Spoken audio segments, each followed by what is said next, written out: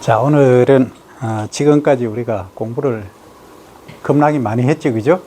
했는데 이제 유시 유종이 되어야 되겠다. 시작이 있으니까 끝이 있다. 유시 무종이 되면 안 되겠죠, 그죠? 자, 집중을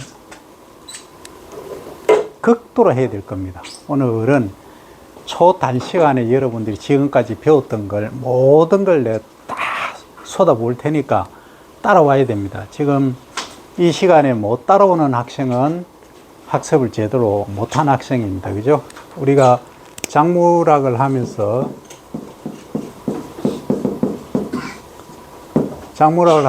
하나의 종자를 땅 속에 투입을 했다. 그걸 뭐라 한다?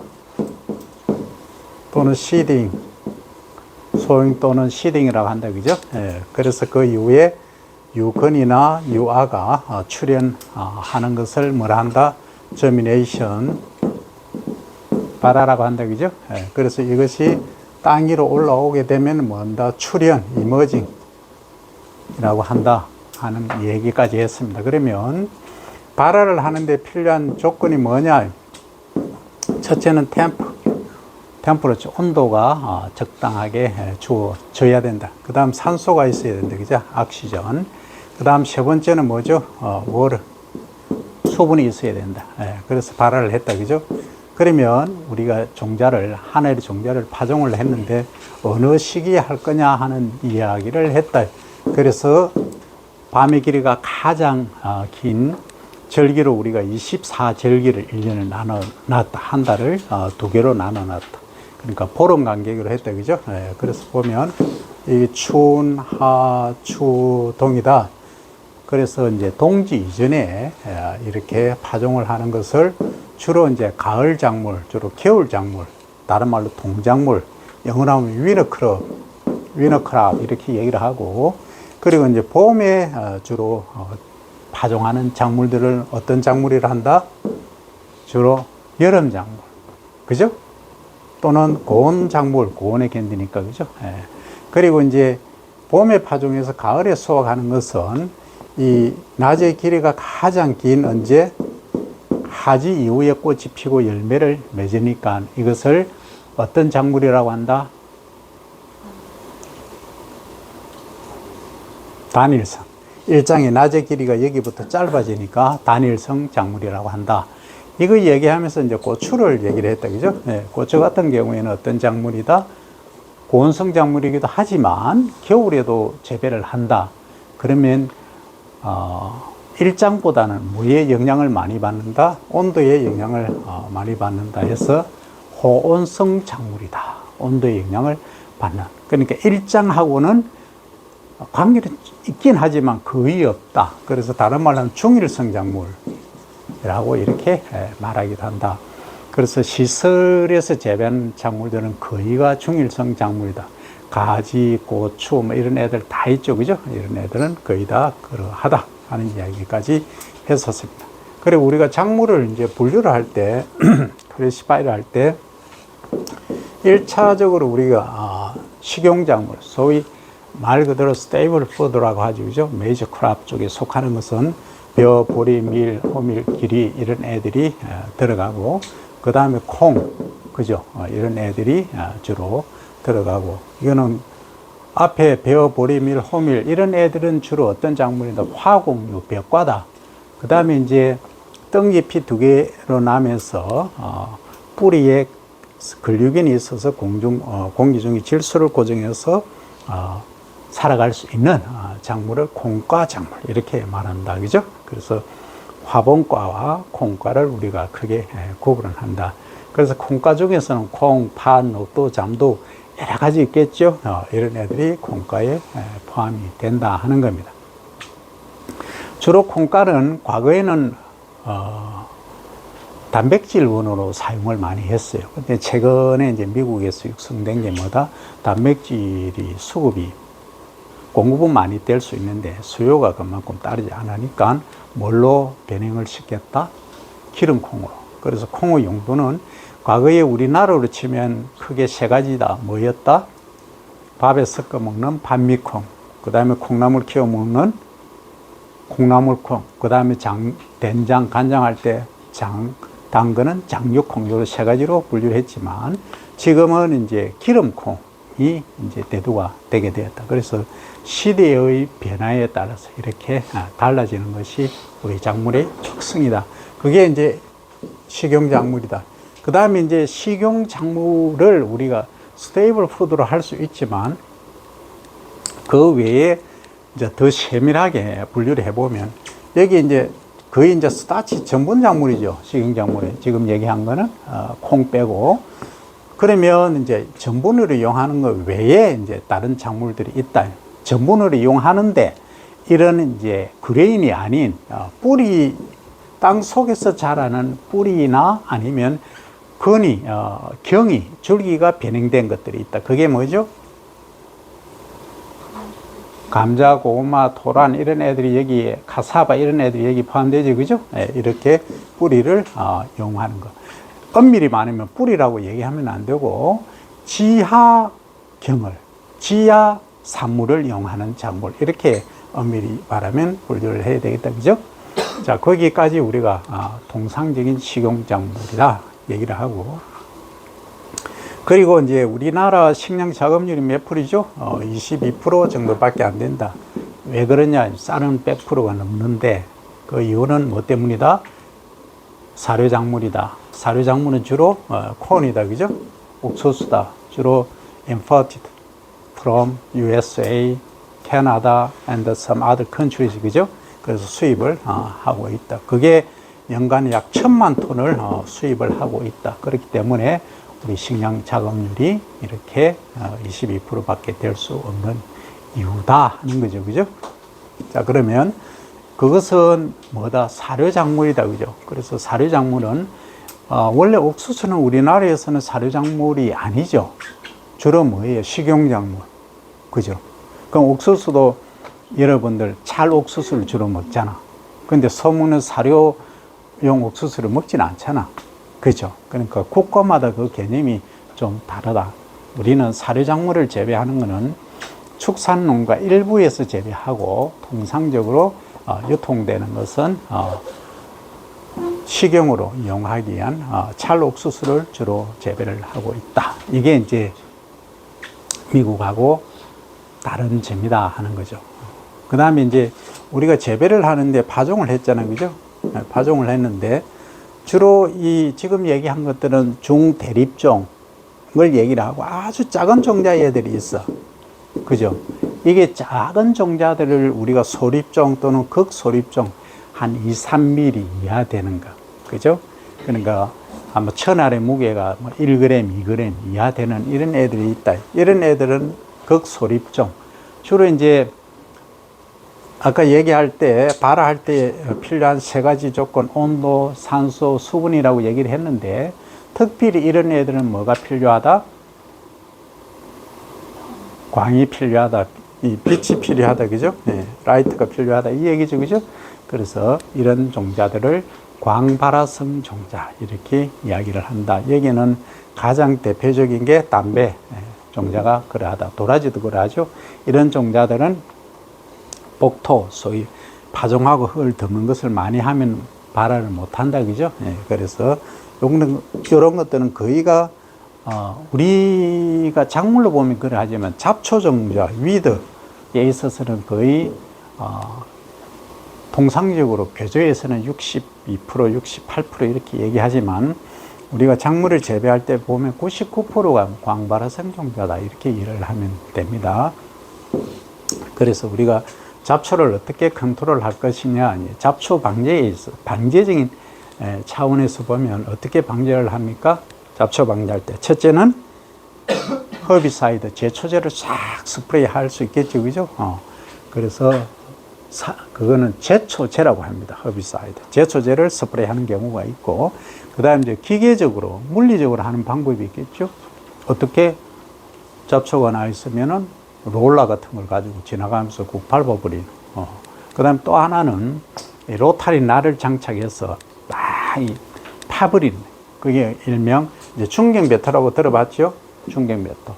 그러니까 일항이 있으면 주로 이제 밭작물들은 소위 물이 찌면, 과습하면, 수분이 많으면 같은 말이죠. 수분이 많으면 뿌리가 생육이 잘 안 된다. 그래서 산소를 충분히 공급해 주기 위해서 소위 투둑을 녹게 하고 고랑 부분을 낮게 한다. 그걸 뭘 한다?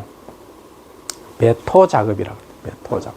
그래서 어느 정도 자랐을 때 잎이 4, 5엽기 정도, 콩이나 옥수수 등 이런 애들은 잎이 4개 내지 5개 정도 자랐을 때 로타리 날을 달아서 쫙 이렇게 미리 났던 잡초들은 뽑아버리고, 그리고 날려고 하는 폼 잡는 애들은 덮어버린다. 그래서 중경배토라는 말을 쓴다. 중경배토. 이게 이제 중경배토를 하면서 제초 작업까지 하니까 중경제초란 말까지도 지금 쓰이고 있다. 기계적으로. 이게 이제 주로 콩 재배하는데 많이 활용을 하고 있다. 그죠? 그래서 여러분들이 지금 이제 사료작물까지 이야기를 했는데, 사료작물은 거기는 뭐가 있느냐? 이탈리안 라이그라스가 화분과의 대표적이고, 우리나라에서는. 그 다음 미국 가면은 알팔파, 목초의 여왕이라고 합니다. 이것은 콩과입니다.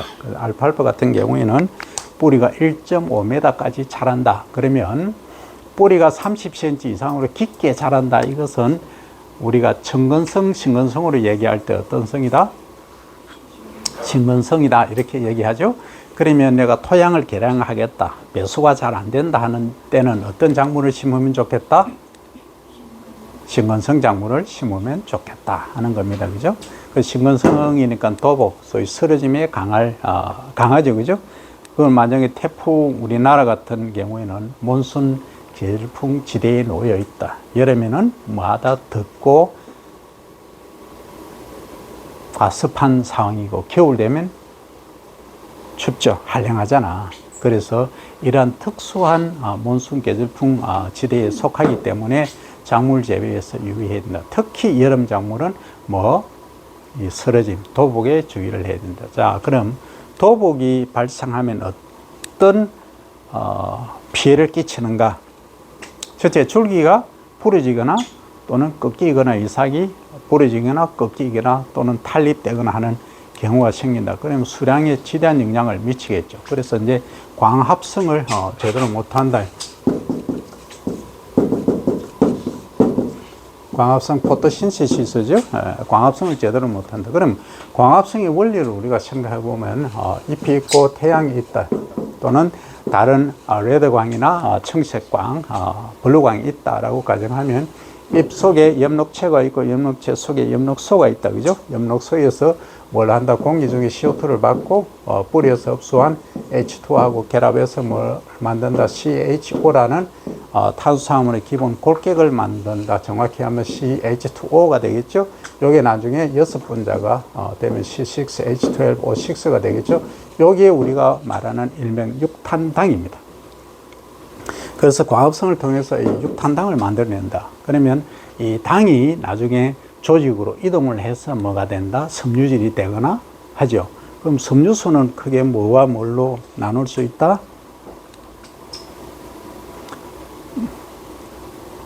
다 배웠잖아. 지금 생리하고 같이 다 하는 거예요. 여러분들 하나만 딱 하면은 아무 의미가 없어. 전체를 볼 줄 아는, 그릴 줄 아는 그림을 그려야 돼. 그럼 당을 이제 광합성을 해서 당을 만들어서, 얘가 사과에 예를 들어서 사였어. 그죠? 그럼 사과가 달잖아. 그럼 왜 달아? 이게 많이 있으니까 달지. 그죠? 근데 얘가 달기만 하냐? 아니더라. 벼 같은 경우에는 어때요? 벼가 쌀이 답니까? 그냥 먹으면 안 달잖아. 꼭꼭 씹으면 침하고 섞여서 침 속에 아밀라아즈라는 효소가 있으니까 분해가 되니까 우리가 단맛을 느끼고, 그게 어디서 왔다는 걸 알 수 있다? 당에서 왔다는 걸 알 수 있다. 그 근원을 따지면 태양 빛에서 왔고, 뿌리에서 흡수한 수분과 공기 중에 이산화탄소가 뭉쳐서 그게 당이 되었다는 걸 우리가 알 수 있다. 그죠? 그러면 도복이 되면은 빛을 제대로 못 받는다. 그러면 잎은 어떻게 돼야 된다? 하늘을 보고 고쳐 써야 된다. 그죠? 그래서 그걸 수광태세를 한다. 그죠? 빛을 받는 태세. 여러분들 수업 태도 같은 말이죠. 그죠? 태세가 좋아야 된다. 위에 잎은 하늘을 향해서 이렇게 있어야 되고, 아래 잎은 약간 각을 주고 벌어져 있는 것이 수광태세가 좋다. 그러면 잎이면 다 잎이냐? 아니더라. 잎이 축 늘어진 거, 이런 거는 수광태세가 안 좋아서 광합성 능력이 떨어지더라. 그러면 어때야 되느냐 하는 얘기 나오죠. 그래서 위에는 이렇게 직립하고 아래는 약간 이렇게 각을 두고 벌어진 거. 그래서 우리가 품종을 육종을 할 때도 수광태세가 좋은 걸 이렇게 만들어야 된다 하는 거죠.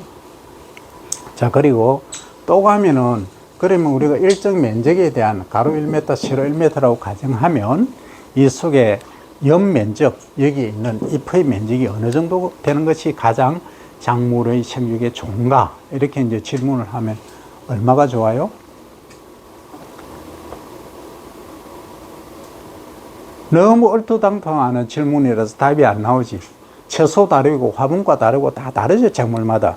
그래서 이제 가장 토대가 되는 벼를 기본으로 하는 거예요. 벼를 기본으로 하는데 6 정도 되면 가장 적합하다. 그러니까 가로 1m, 세로 1m 되는 요 면적 속에 벼가 자라고 있어. 그러니까 최고 분을기 때 기준으로 해서 잎의 면적이 가장 많을 때, 요때 기준으로 해서 잎을 다 잘라서 이렇게 덮어보니까 공간 없이 6번 정도 덮을 때가 가장 뭐한다?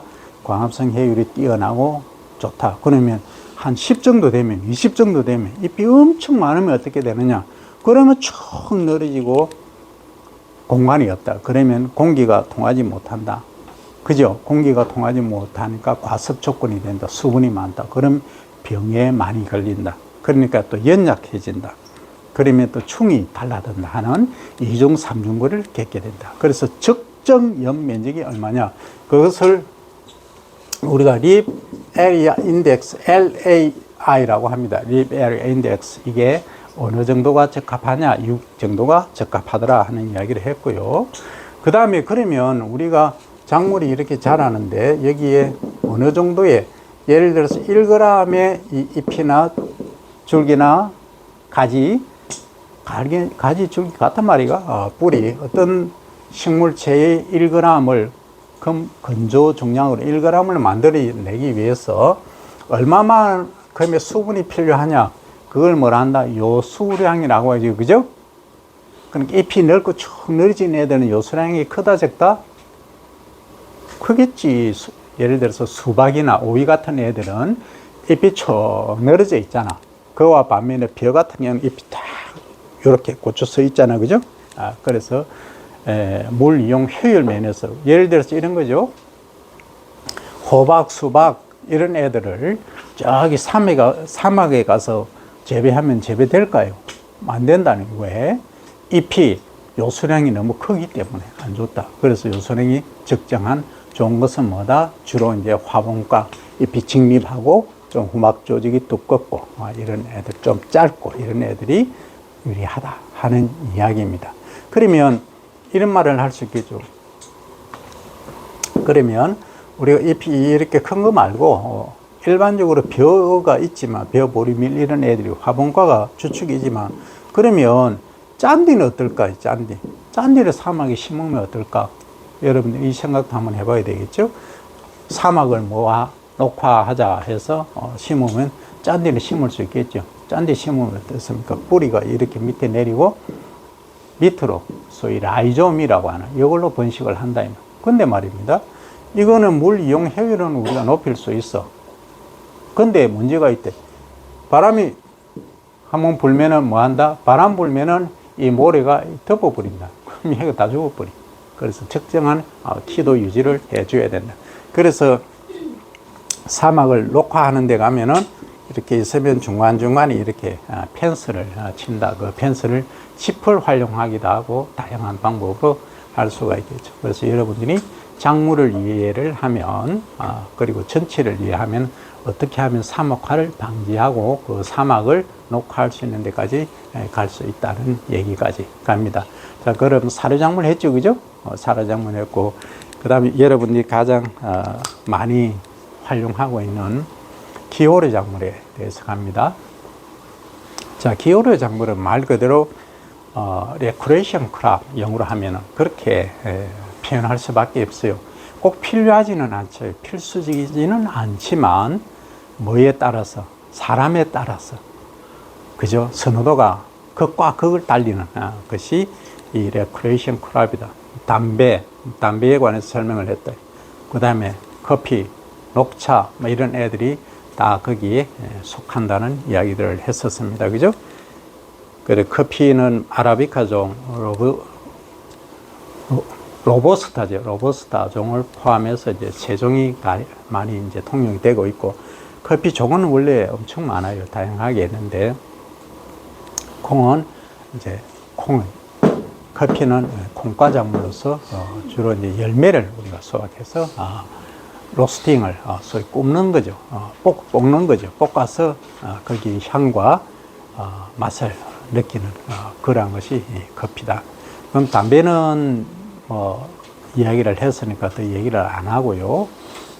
기울어 작물이다 정도. 그 다음에 차, 녹차에 관해서 얘기를 했죠. 맨 처음에 따면은 일반 이제 그린티 녹차고, 반점 발효시킨 것을 홍차라고, 완전 발효시킨 것을 완전 발효차, 소위 보이차 같은 것을 말한다. 이렇게 얘기를 했고, 거기에는 탄닌, 소위 카테킨 성분이 많기 때문에 다이어트를 할 경우에는 이 녹차를 발효시키는 것을 지속적으로 마시면 내장 지방 제거부터 다이어트 효과에 탁월하다. 그럼 여러분들이 제품을 만들고자 하면 그렇게 시도를 하면 되겠다. 관심 있는 학생은 애를 차도하면 되겠다. 자, 여기까지 이제 소위 기울어 작물을 합니다. 그 다음에 이제 향신료 작물에 관해서 최근에는 과거하고 다르게 이 패러다임이 바뀌고 있어요. 과거에는 향신료 하면 우리가 고춧가루, 김치 담을 때 붉은 고추 또는 다대기 할 때 풋고추 정도만 생각을 했었어요. 그 다음에 이제 주로 추어탕, 미꾸라지 먹을 때 넣는 거 주로 뭐 있죠? 지피, 그죠? 그 다음 산초, 그 다음에 또 겨자, 또 뭐 있죠? 후추, 이런 것들이 주로 향신료로 쓰입니다. 그러니까 이것도 호불호가 있어요. 좋아하는 사람들은 좋아하고 싫어하는 사람들은 싫어한다. 그래서 우리 지역적으로 보면 우리 영남 쪽에는 이 지피를 좋아하지만 김치 먹을 때도 이렇게 뿌려서 먹지만 호남 지방에서는 별로 안 좋아해요. 그 추어탕도 예를 들면 영남 쪽 지방에서는 미꾸라지가 있으면 뼈를 발라내고 뼈를 제거하고 살만 가지고 하는데, 호남 소위 이제 남원이 추어탕이 유명한데 남원 같은 경우는 전체로 이제 뼈를까지 갈아서 이렇게 먹는, 그러니까 지역적인 특성도 있다. 그렇듯이 이 향신료도 그러하다 하는 거죠. 그 다음에 이제 향료 작물에 관해서는 지난번에 얘기를 했고, 우리가 직접적으로 여러분들이 느끼기에는 별로 없지만 이 향료가 엄청납니다. 이거 가지고 전쟁도 일어나고 했죠, 그죠? 그래서 향료 작물에 여러분들 이 뿌리는 거, 그걸 뭐라 그러지? 향수. 그래, 향수. 향수 들어가는 거 다 향료 작물이잖아. 거기에. 그래서 이것까지 여러분들 상상도 못할 게 있는데, 장미 있죠? 장미 기름. 거의 반향이거든. 그 장미 기름하고 금하고 무게로 따졌을 때 뭐가 더 비쌀 것 같아요? 지금은 금값이 너무 비싸니까 좀 얘기하기 많은데, 과거에는 금 한 돈에 뭐 12만 원, 13만 원 할 때는 그게 장미 오일 있잖아요. 그게 훨씬 비쌌어요. 그러면 1kg의 장미의 오일을 얻으려면 몇 배는 5,000배 또는 5만 배의 그 무게만큼 장미꽃을 희생을 해야 나오는 거예요. 그만큼 추출하기 어렵다. 그래서 이제 그런 향료에 관한 얘기도 있습니다. 그 다음에 여러분들 지금은 거의 날려온 섬유에 그거 하지만 이거 지금 뭘로 만든 거죠? 이거 주로 과거에는 목화, 그죠? 목화, 딱나무 여러분들 잘 모르죠? 칡도 사실은 칡능꿀 같은 것도 섬유 작물에 포함이 됐었다. 그 다음에 여러분들 잘 모르는 왕골이라는 애가 있어요. 왕골의 원산지는 우리나라입니다. 우리나라에서 이제 왕골이 태생을 했는데, 이게 우리나라는 이제 일제 강점기 때 칭우를 연구할 수 있는 상황이 아니었잖아요. 그래서 일본의 학자인 마키노라는 분이 있어요. 일본 시고쿠 지방에서 이분이 태어나서 한국에 와서 한국에 있는 거의 식물 자생하는 걸 조사를 거의 다 해버렸어요. 다 해가지고 이게 맹맹자명 우리가 작물 또는 품목을 얘기할 때 속명, 종명을 쓰죠. 그 뒤에 이제 맹맹자명을 쓰는데 마키나라고 마키노, MAKINO, 마키노라고 되어 있는 것은 거의 시고쿠 지방에서 출신한 이 마키노 선생이 우리나라에 와서 거의 한 20년 가까이 치료하면서 조사한 결과들이다. 그래서 여러분들이 식물 도감 같은 거 보면은 거기에 다 나온다. 그 중에서 지금 이제 왕골리라는 여기는 순수하게 우리나라 자생입니다. 다른 나라는 있긴 지금 있지만 우리나라에서 태동이 되었다 하는 게 우리 섬유리 작물의 우리나라에서 태생한 대표적인 게 왕골이다 하는 거죠. 그 다음에 여러분들 그 일본에 가면은 뭘 합니까? 저 바닥에 까는 거 그걸 뭐라 그러죠? 윤동주 님의 시에 보면 뭐가 나오죠? 다담이란 말이 나오잖아. 록구조 6장의 다담이 방 안에서 생활하는 그걸 설명을 했잖아요. 여러분들이 뭐 윤동주 시인의 시에 보면 별해는 밤부터 쭉 많이 있잖아. 그거 보면은 그 시대적 상황을 이제 설명을 해놨죠. 대표적인 애국 시인이죠. 어쨌든 거기 보면 다다미에 쓰이는 그 재료 그런 것들이 다 이 섬유류 작물에 포함된다. 지금 내가 입고 있는 이것도 아마 그럴 거예요. 그래서 내가 오늘 이 옷을 입고 왔겠지. 그 다음에 이제 옷이 좋다 그러면 그 왕골이라든지 이런 애들이 색깔이 있었는데 색깔이 있긴 있지. 초록색을 띠지. 말리면 거의 회갈색으로 변해버려. 근데 여기 색이 들어가 있다. 이건 뭐냐면 염료 작물이에요. 염료. 그러니까 색깔을 내는 거. 그 염료 작물이 어떤 게 있죠? 여러분들 아는 거? 청출어람, 청어람이란 말 들어봤죠? 청색은 남색에서 나오는데 남빛보다 더 푸르다. 쪽이라는 거 들어봤나요? 지금 들어봤잖아. 쪽. 쪽빛. 바닷빛처럼 보다 더는 아니지. 쪽빛. 쪽이 식물인데 이렇게 쫙 찌우면은 이 청색, 남빛이라고 하죠. 남색의 색깔이 나오고. 그 다음 홍화시유, 홍화잎 있죠? 이건 붉은색이 나오고, 그 다음 치자란 게 있어요. 치자 같은 경우에도 붉은색이 나오죠. 그래서 이제 상처가 났다, 부었다 할 때는 이 쪽 같은 걸 어떻게 한다? 이렇게 찧어가 바르기도 하고, 그 다음 치자 같은 걸 또 찧어갖고 그 노란 물을 해서 밀가루하고 석 반죽해서 이렇게 붙여 놓으면 이게 뭉친 데가 어혈이 풀리고 이런 것들이 전통적인 요법으로 많이 활용이 되었다. 그죠? 그 다음에 향료, 향신료, 사료 다 했다. 그죠? 그러니까 이제 전분요 작물까지 다 했다. 그런데 그 외에 이제 여러분들이 생각나는 게 있을 거예요. 그러면 토양을 갖고는 과거에 비료를 주지 않았다. 그러면 어떤 작물을 재배했느냐. 우리가 삼포식 농업, 계량 삼포식 농업 얘기를 하죠. 그러면 과거에는 이렇게 작물을 단일 작물로 하나를 심다가 이상하다. 계속 심으니까 이게 작물이 잘 못 자라. 그래서 어떻게 했다? 야, 하나는 쉬자. 그죠? 그 휴안을 했단 말이에요. 쉬었다.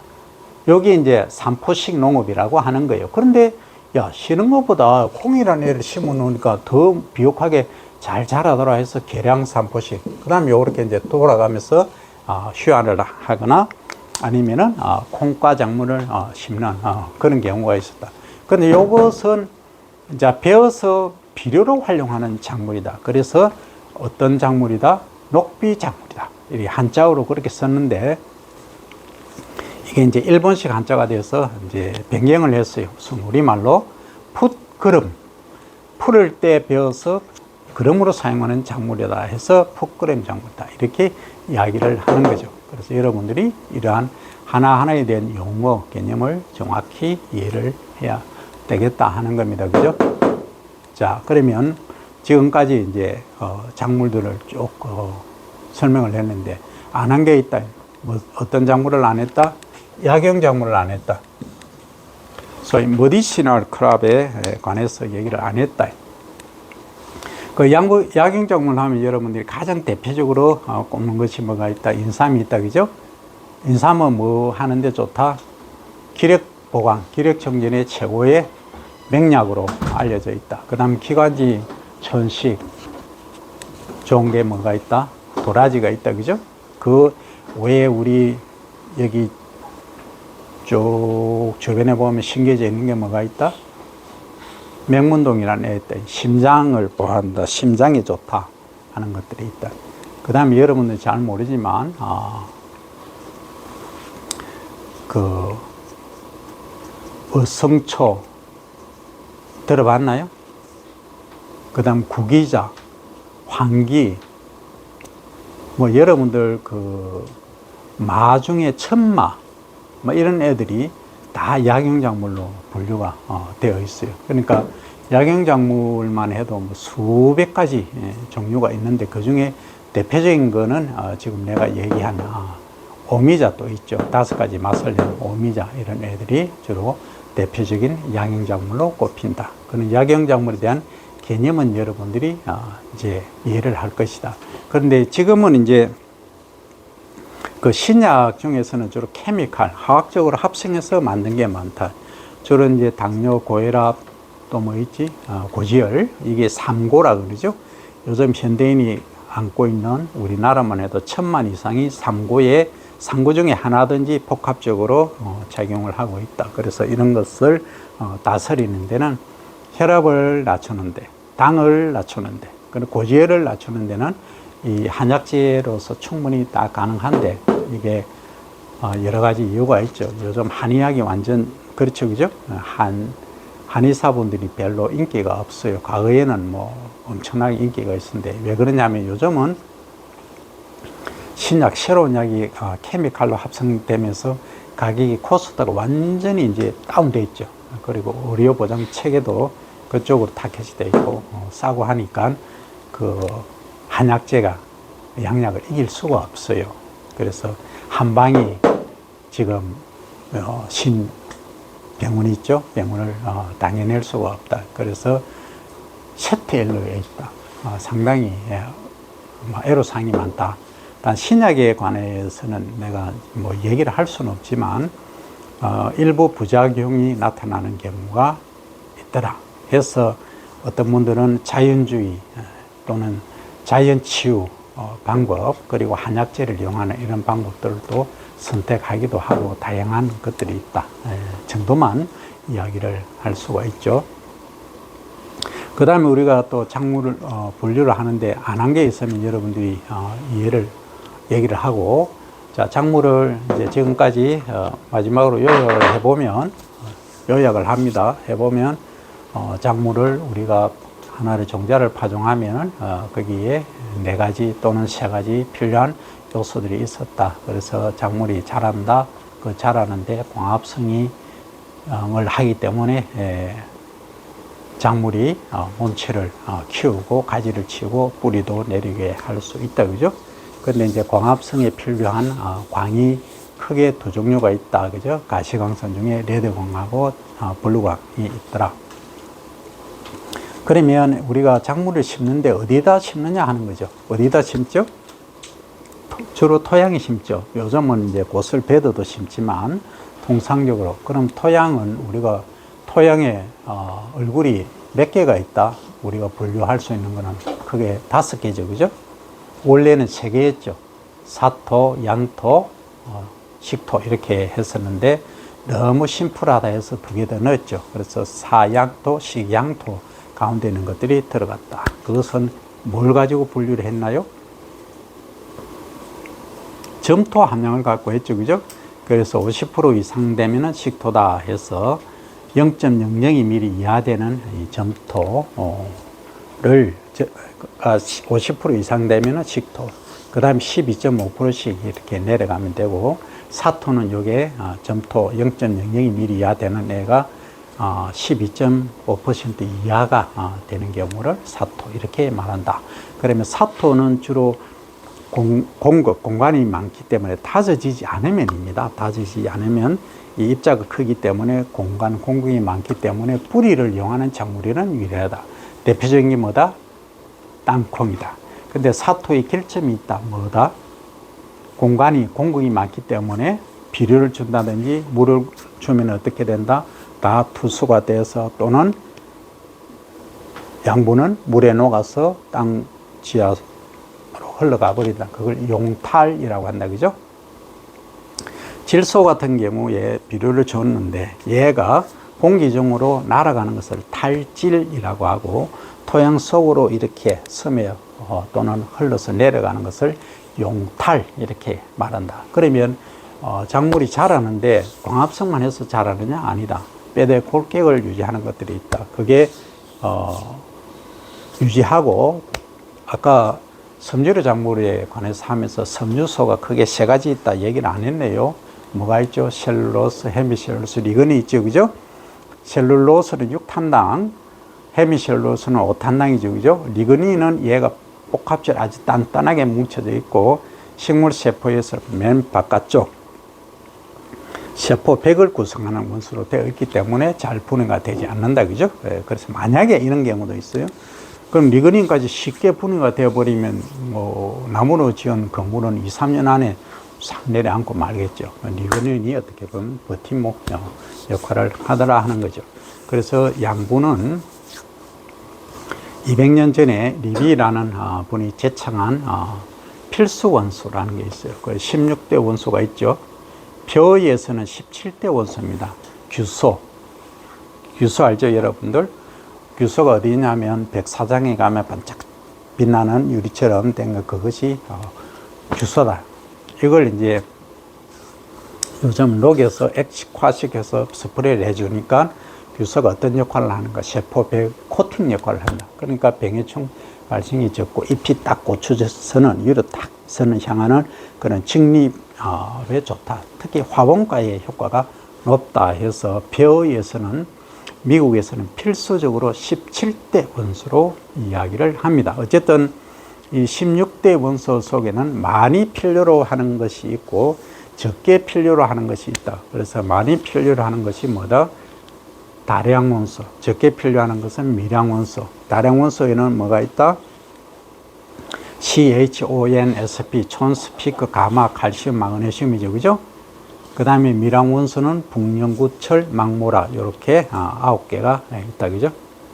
9개, 7개죠. 그래서 다량 원소 CHONSP, 그죠?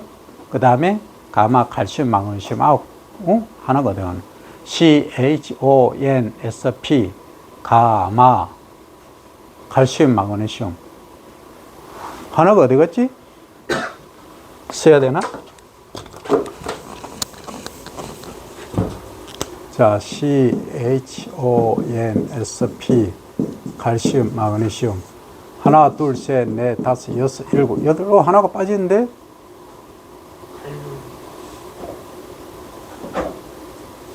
가마 했잖아. 칼륨이 어디 갔노? 촌 스피커. 그래, 스피커. 9개죠, 그죠?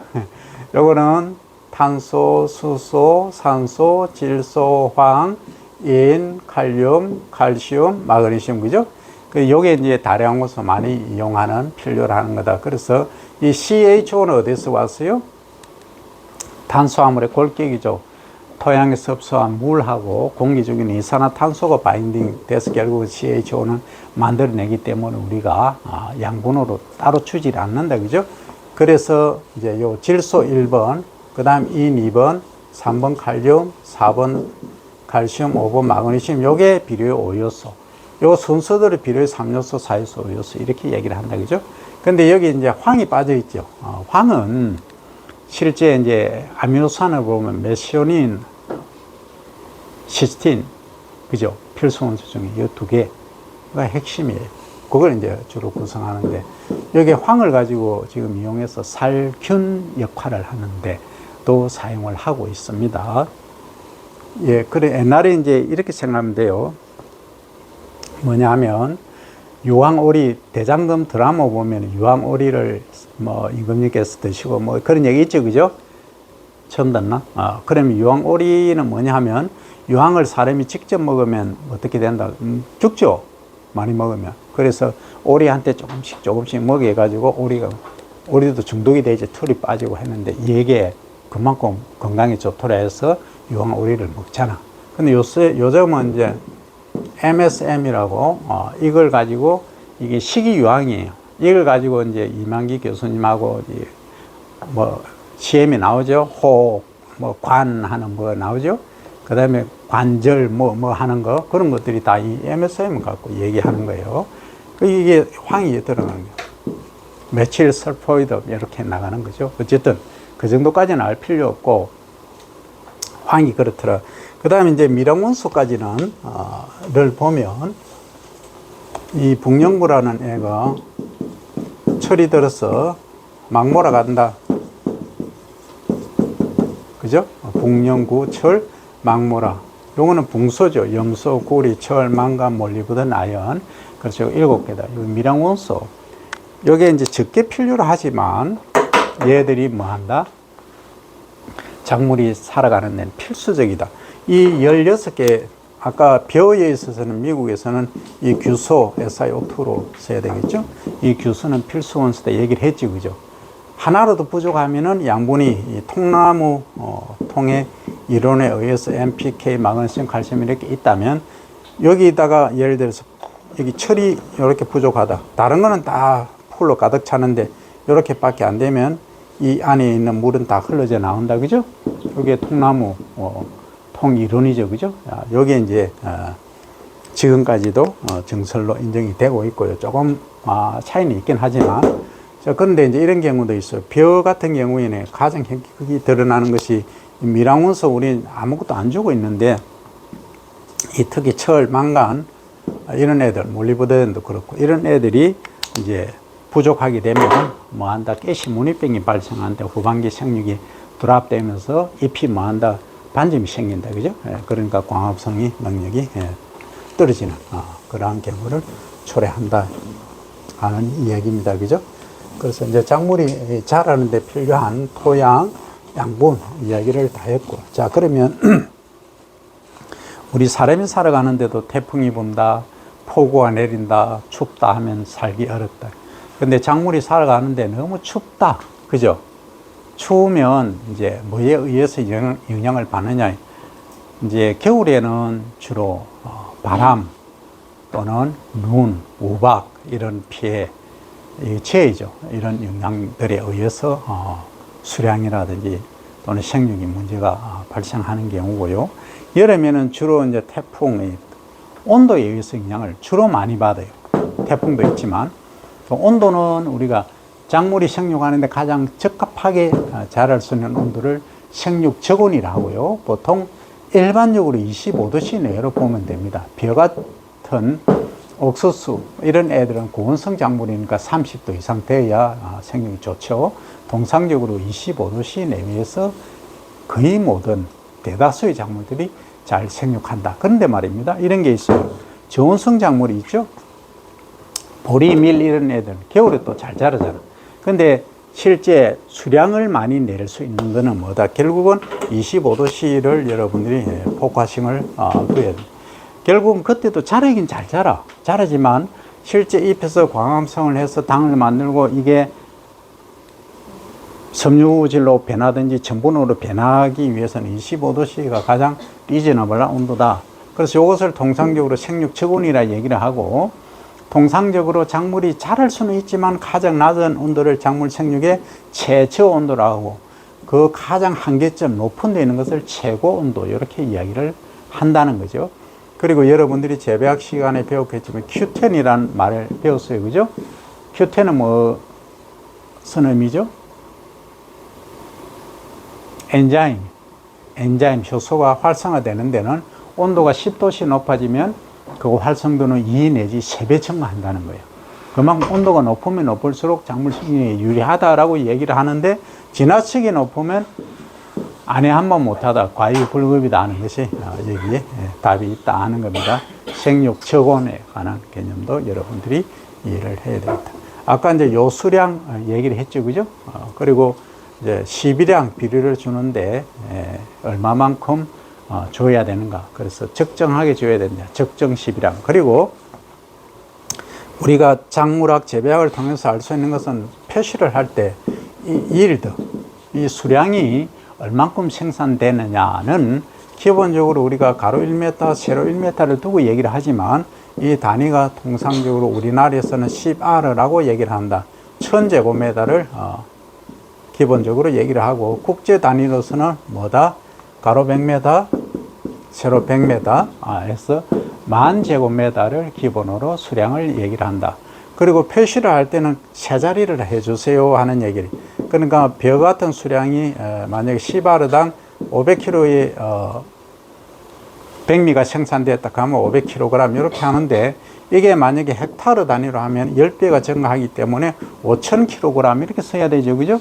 그래서 5,000kg 쓰지 말고 톤으로 바꿔라 해서 5.00톤 이렇게 세 자리로 표시를 해주라 하는 이야기들을 했습니다. 이게 이제 표시 방법이고요. 이런 게 있죠. 우리가 이제 작물을 키우다 보면 이렇게 이제 지하부가 있고, 너무 적나? 지상부가 있다. 그죠? 그러면 통상적으로 우리가 솔스 싱크란 말이 있어요. 솔스. 솔스는 뭐예요? 솔스는 근원이죠. 입. 싱크는 뭐예요? 이 저장하는 거. 우리가 싱크 탱크 하는 거는 생각이 하는 탱크고, 이것은 뭐다? 싱크는 SINK. 솔스는 SURC. 근원이란 얘기예요. 그러니까 솔스 싱크 릴레이션십. 그러니까